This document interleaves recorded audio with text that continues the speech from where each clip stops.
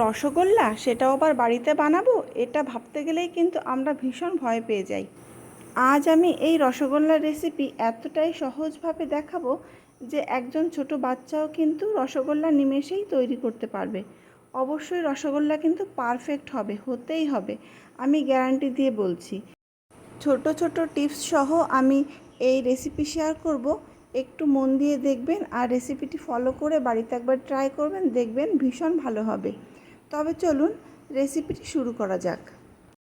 প্রথমেই আমি এখানে 750 ml গরুর দুধ নিয়েছি। চেষ্টা করবেন গরুর দুধ নেবার যদি আপনি প্রথমবারেই পারফেক্ট রসগোল্লা খেতে চান। লিকুইড প্যাকেট দুধেও কিন্তু হয়, কিন্তু সেটা ফুল ক্রিম দুধ দরকার হয়, তাছাড়াও কিন্তু খুব একটা ভালো রসগোল্লা হয় না। তবে গরুর দুধে একদম শিওর যে আপনি ভালো রসগোল্লা তৈরি করতে পারবেন। তো এই দুধটা দিয়ে আমি ছানা তৈরি করব। তো তার জন্য খুব একটা বেশি সময় ধরে জ্বালানোর দরকার নেই। একবার দুধে জাল উঠে গেলে আমি দিয়ে দিলাম 1 চামচ ভিনিগার। আপনাদের কাছে ভিনিগার না থাকলে লেবু চেপেও কিন্তু দিয়ে দিতে পারেন। 1 চামচ লেবুর রস দিলেই কিন্তু হয়ে যাবে ছানা কাটানো। তো দেখুন ভিনিগার দেওয়ার সাথে সাথে কিন্তু ছানাটা কেটে গেছে। এখন আমি একটু লো ফ্লেমে 2 থেকে 3 মিনিট জ্বালিয়ে নিলাম। ছানাটা সম্পূর্ণ রেডি। এবার আমি ছানা থেকে জল ঝরিয়ে নেব। তার জন্য একটি পাত্রের উপরে আমি ছাঁকনি বসিয়ে দিয়েছি। ছাঁকনির উপরে আমি ছানার জলটা ঢেলে দিলাম। এবার এই ছানাটাকে বেশ ভালোভাবে ধুয়ে নিতে হবে। তো তার জন্য দেখুন আমি বেশ খানিকটা জল দিয়ে দিচ্ছি, যেহেতু এর মধ্যে ভিনিগার রয়েছে, যাতে ভিনিগারটা না থাকে। তো তার জন্য আমি জল দিয়ে ভালো করে ধুয়ে নেব। আপনারা যদি লেবুর রস দিয়ে থাকেন সেক্ষেত্রেও কিন্তু ছানাটা বেশ ভালো করে ধুয়ে নেবেন। তো এভাবে আমি আধা ঘন্টা মতো রেখে দিয়েছিলাম আর ভালোভাবে জলটা ঝরিয়ে নিয়েছি।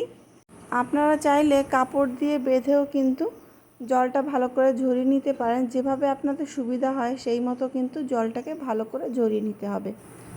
তো এবার আমি একটি চওড়া থালার উপরে ছানাটা নিয়ে প্রথমে একটু ভালো করে চটকে নিচ্ছি। তো 1 থেকে 2 মিনিট এভাবে চটকে নেওয়ার পর আমি এবার ম্যাশ করে নেব হাতের তালু দিয়ে। দেখুন আমি কিভাবে করছি, একটু লক্ষ্য করলেই কিন্তু বুঝতে পারবেন। এভাবে আমি ছানাটাকে ঠেলে ঠেলে সামনের দিকে নিয়ে যাচ্ছি। এভাবেই করতে হবে, তাহলে কিন্তু ছানাটা একেবারে স্মুথ হয়ে যাবে। তো এভাবে আমি 4 থেকে 5 মিনিট ধরে ছানাটাকে ম্যাশ করলাম। আর যখন ছানাটি সম্পূর্ণ রেডি হয়ে যাবে আপনি নিজেই বুঝতে পারবেন, ছানা আর থালায় আটকে থাকবে না, আপনার হাতে উঠে আসবে। তো আমি এভাবে 4 থেকে 5 মিনিট ধরে ম্যাশ করলাম আর ছানাটিকে আমি খুব ভালোভাবে রেডি করে নিলাম। তো দেখুন ছানা কিন্তু সম্পূর্ণ তৈরি হয়ে গেছে আর থালা থেকে কিন্তু খুব ভালোভাবে উঠে আমার হাতে চলে এসছে, একদম স্মুথ হয়ে গেছে ছানা। এবার আমি দেখুন কি করছি, 1 চামচের 4 ভাগের 1 ভাগ ময়দা, সমান পরিমাণে পাউডার সুগার আর অ্যারারুট, এই 3টি উপকরণ একসাথে আমি মিশিয়ে নিচ্ছি। এটা কিন্তু মিষ্টির দোকানে করে থাকে। তো এর জন্য কিন্তু মিষ্টিটাকে আপনি যতই জ্বালান মিষ্টি কখনোই ফেটে যাবে না। তো আমি ভালো করে মিশিয়ে নিয়ে এবার এই মিশ্রণটিকে ছানার সাথে মিশিয়ে নেব। দেখুন আমি কিভাবে মেশাচ্ছি, এভাবেই কিন্তু মেশাতে হবে। তো এভাবে আবারও আমি 2 থেকে 3 মিনিট মিশিয়ে নেব, যাতে ছানার সাথে এই উপকরণগুলি খুব ভালোভাবে মিশে যায়। এই টিপসটা কিন্তু অবশ্যই ফলো করতে হবে, তাহলে কিন্তু আপনার রসগোল্লা অবশ্যই পারফেক্ট হবে, স্পঞ্জি হবে এবং খুব ভালো ফুলবে। তো আমি খুব ভালোভাবে কিন্তু 3 থেকে 4 মিনিট ধরে মিশিয়ে নিলাম। এবার ছানা সম্পূর্ণ রেডি হয়ে গেল। এবার আমি এগুলিকে ছোট ছোট করে লেচি কেটে নেব। অবশ্যই সমান হলে রসগোল্লাগুলি কিন্তু দেখতেও ভালো লাগে। তো তার জন্য আমি একটি ছুরির সাহায্যে ছোট ছোট করে সমান করে কেটে নেব। আপনাদের সুবিধা মতো আপনারা করে নেবেন। তো দেখুন আমি চেষ্টা করছি সমানভাবে করে নেওয়ার। এভাবে করলে কিন্তু প্রত্যেকটি রসগোল্লা সমান হবে। এবার আমি এক একটা করে লেচি নিয়ে হাতের তালু দিয়ে গোল শেপ করে নেব। আপনারা যদি একটু লম্বা করতে চান সেক্ষেত্রে কিন্তু একটু লম্বাও করতে পারেন, সেটা আপনাদের পছন্দ মতো আপনারা করে নেবেন। কিন্তু রসগোল্লার শেপ গোলই ভালো লাগে সব সময় দেখতে। তো আমি গোল গোল করে করে নিচ্ছি। তো দেখুন সবকটি কিন্তু আমি করে নিলাম। এখানে আমি 8 পিস তৈরি করলাম। তো 750 ml দুধে 8 পিস রসগোল্লা কিন্তু আমি তৈরি করছি। এবার চিনির শিরা তৈরি করতে হবে। তো তার জন্য কড়াই বসিয়ে নিয়েছি। অবশ্যই চেষ্টা করবেন এই ধরনের গোল পাত্র নেওয়ার। এই গোল ধরনের কড়াই হলেই কিন্তু ভালো হয়। এক কথায় এই অ্যালুমিনিয়ামের কড়াইয়েই কিন্তু রসগোল্লা ভালো হয়, ননস্টিকের কড়াই না নেওয়াই ভালো। এবার চিনি নিয়ে নিলাম এখানে আমি 6 কাপ। তো 6 কাপ চিনির জন্য কিন্তু আমি এখানে 5 কাপ জল দেব। আপনারা যে পাত্রে চিনি নেবেন সেই পাত্র মেপেই জল দেবেন। যদি আপনি বাটিতে চিনি মেপে নেন তাহলে বাটির সাইজ যেহেতু বড় থাকে, তো 2 বাটি চিনির জন্য আপনি 2 বাটি জল দিয়ে দেবেন। শিরাটা কিন্তু খুব একটা পাতলা যেন না হয় সেদিকে খেয়াল রাখতে হবে। তবে একটু গাঢ় শিরা হলে কিন্তু মিষ্টিটা ভালো হয়।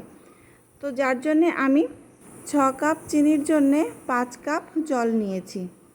তো জল দেখুন বেশ ভালোভাবে ফুটে উঠেছে। এখন ওয়েট করব চিনিটা কখন খুব ভালোভাবে গলে যাবে। তখন আমি এখানে একটি কাজ করব, সেটি কিন্তু ভালো করে খেয়াল করতে হবে, যেটা মিষ্টির দোকানে কিন্তু করে থাকে।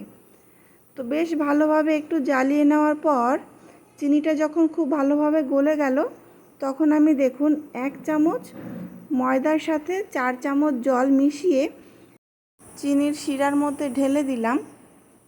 এবার গ্যাসের ফ্লেম হাই করে দেব। আর এখানে আমি হাফ চামচ মতো সাদা তেল অ্যাড করছি। দেখুন প্রচুর বাবলস তৈরি হয়ে গেল। এবার আমি এক এক করে মিষ্টিগুলি এই চিনি শিরার মধ্যে ছেড়ে দেব। তবে গ্যাসের ফ্লেম কিন্তু সবসময় হাইতে থাকবে। আর যত ফেনা তৈরি হবে ততই কিন্তু মিষ্টিটা বেশি ভালো ফুলবে। ফেনার মধ্যে যদি মিষ্টিগুলি একেবারে ডুবে থাকে তবেই কিন্তু মিষ্টিগুলি পারফেক্ট ফুলবে। তো এক এক করে আমি মিষ্টিগুলি দিয়ে দিলাম আর গ্যাসের ফ্লেম হাইতেই রেখে দিলাম। প্রথম 5 মিনিট একেবারেই আমি নাড়াচাড়া করলাম না। তো দেখুন মিষ্টিগুলি কিন্তু একেবারে আস্তে আস্তে ফ্যানার মধ্যে ডুবে যাচ্ছে। এখন কিন্তু দেখাই যাচ্ছে না। এই অবস্থাতে আমি 5 মিনিট জাল করে নিলাম হাই ফ্লেমে। এই 5 মিনিটের মধ্যেই বুঝতে পারবেন মিষ্টিটা কতটা ফুলে যাবে। এবার যখন আমি দেখব চিনির শিরা একটু গাঢ় হয়ে এসছে, তখন আমি কি করব, সাইডে একটি উনুনে আমি জল বসিয়ে রেখেছি। জল যখন সম্পূর্ণ ফুটতে থাকবে সেই সময় ওখান থেকে কিছুটা জল আমি এই যে ডাবুটা নিয়েছি ওটাতে করে নিয়ে আসব। তো দেখুন আমি কিভাবে করছি। তো ওখান থেকে একটু জল আমি নিয়ে এলাম। সম্পূর্ণ ফুটন্ত জলটাই কিন্তু আনতে হবে। এবার এখান থেকে কিছুটা চিনির শিরা ওই জলের সাথে মিশিয়ে নিয়ে কড়াইয়ের ধার দিয়ে দিয়ে দেব। সরাসরি আমি মিষ্টির গায়ে দেব না। তো এভাবে কিন্তু আমি চিনির শিরাটাকে হালকা করে নেব। 2 থেকে 3 ডাবু জল আমি এভাবেই সেম প্রসেসে অ্যাড করব।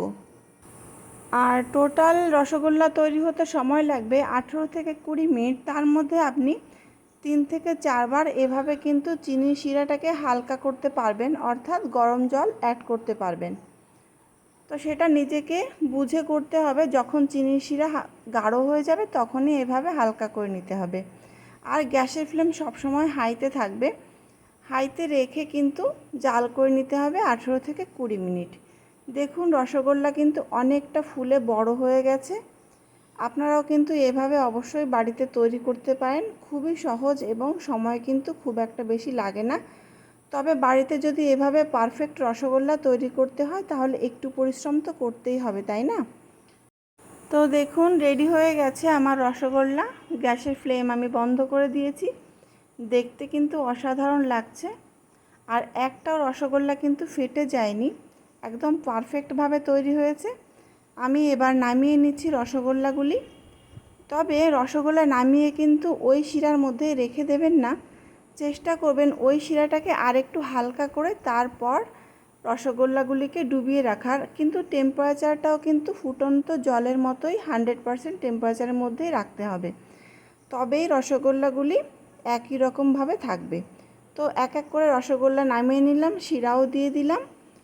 তো এবার দেখুন রসগোল্লা তো একদম পারফেক্টভাবে রেডি করে নিয়েছি। কতটা স্পঞ্জি আর জুসি হয়েছে দেখুন। আমি একটা রসগোল্লাকে কেটেও দেখাবো আর চেপেও দেখাচ্ছি। দেখুন কতটা রস ঢুকেছে, একদম সম্পূর্ণ কিন্তু পারফেক্টভাবে রেডি হয়ে গেছে। তো এই সহজ রেসিপি আপনাদের কেমন লাগলো অবশ্যই জানাবেন। ভালো লাগলে লাইক করবেন, কমেন্ট করবেন, শেয়ার করবেন আর সাবস্ক্রাইব করে আমার পাশে থাকবেন। তবে আজকের মতো টাটা, ফিরে আসবো নতুন ভিডিও নিয়ে।